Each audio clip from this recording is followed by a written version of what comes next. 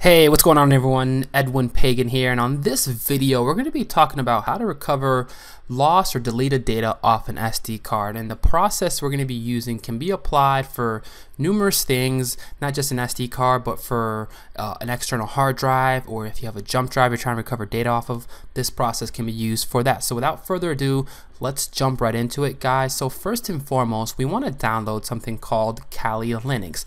And in a lot of my videos, you're going to see that this is going to be one of the most necessary things.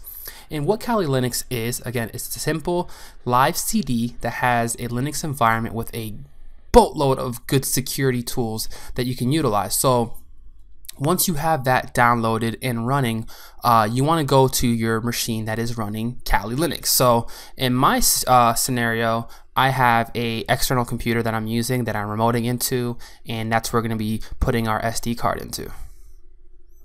So this is my Kali Linux machine, and now if we go back into my Mac, we can actually see the no name folder, and that's my SD card. And as you can see, my SD card's got a couple pictures of me. You got one here with a unicorn hat on, and then you got just a normal picture of me. And then what we're gonna do is we're gonna go ahead and delete these pictures, right? So go ahead and delete, move to trash. So in theory right now, we just deleted the pictures off the SD card, so we're bringing that SD card over to our Linux machine. And then once we have Kali Linux running, we're gonna double click on we're just gonna click on the terminal, and then we're gonna open up an application called Photo Rec.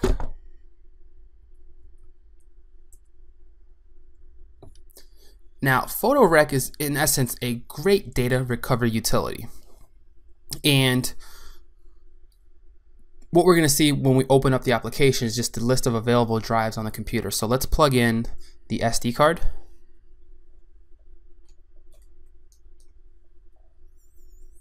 And it found the SD card. So let's go ahead and open this up again. Boom. All right. And now we can see that our SD card is located at the bottom. So we're going to hit enter. And now we're going to select the FAT32, which is the actual SD card partition where the files were originally located. And then we're gonna hit FAT/NTFS, and this basically it's asking what type of file format or file system it's using. In most cases it's going to be other. And then this is very particular because you want to make sure you're selecting the whole disk, because from my experience, just scanning using the free space or unallocated space doesn't give you the best result. So using the whole one will give you the best result. So hit whole.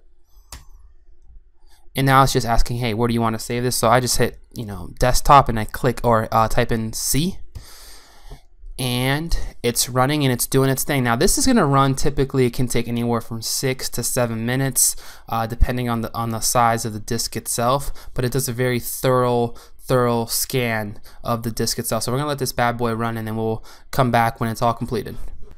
Alright, so we're back, and so the process has completed. So we're going to go ahead and go to the folder that it saved all the files to. So we're opening up that folder, going to home, and as you can see, it created the directories here. So it's recup.dir, which is recovery directory, and it did a really thorough job of finding files that were previously written on the file. So previously, prior to me doing or recording this video, I had deleted some extra files that were on that drive, and I actually found a bunch of other files that were on that drive.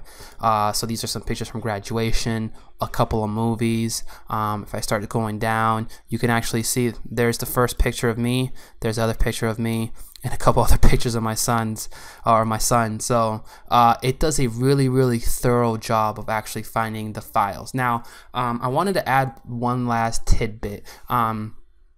If you're doing this on your actual computer, make sure that you have either access to the hard drive on your computer so you can save the files, because if you're running this in a live environment, the amount of space that's available to store the recovered files is very limited. So if you want to plug in an external hard disk and save the files that are recovered to that drive, that might be a more smarter route. Or if your disk on your computer is accessible, you can use that route. In my scenario, and the one I'm using, I'm actually using the actual space on the jump drive that the Linux environment's running in, because I can't access my actual hard disk on my computer because it's encrypted, so it's kind of limited. But I hope you guys enjoyed this video. If you take anything from this video, is that just because something's deleted doesn't mean it's really gone, and that applies for anything. If you accidentally deleted a file, or if you're gonna go sell a used external drive or a jump drive that you have, or anything that has storage that you might give to someone else, be wary that files can be recovered off that computer. And we're gonna have videos that we're gonna be posting about how to actually thoroughly delete files and other processes to do pretty interesting things with Kali Linux. So hope you guys enjoyed. If you have any comments, feel free to leave them below. Subscribe to the channel if you guys like the content. Follow me on Twitter, of course, at Nightingale. Take care, everyone. Peace.